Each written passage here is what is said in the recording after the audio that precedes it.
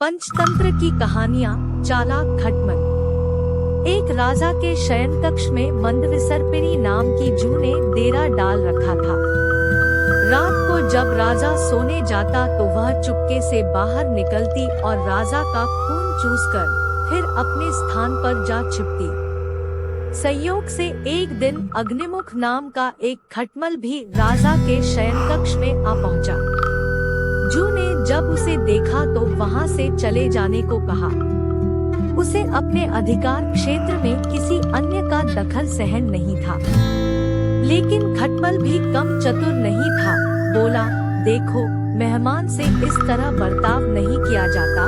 आज रात मैं तुम्हारा मेहमान हूँ। जू अंततः खटमल की चिकनी चुपड़ी बातों में आ गई और उसे शरण देते हुए बोली, ठीक है, तुम यहाँ रात भर रुक सकते हो, लेकिन राजा को काटोगे तो नहीं। उसका खून चूसने के लिए खटमल बोला, लेकिन मैं तुम्हारा मेहमान है, मुझे कुछ तो दो ही खाने लिए। और राजा के खून से बढ़िया भोजन और क्या हो सकता है।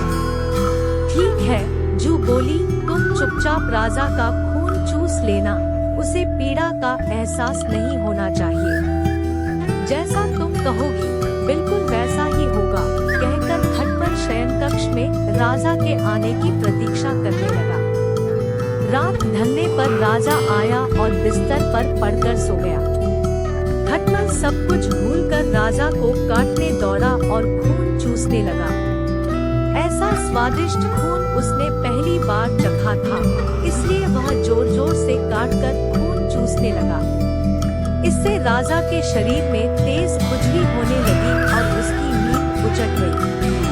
उसने क्रोध में भरकर अपने सेवकों से काटने वाले जीव को ढूंढकर मारने को कहा।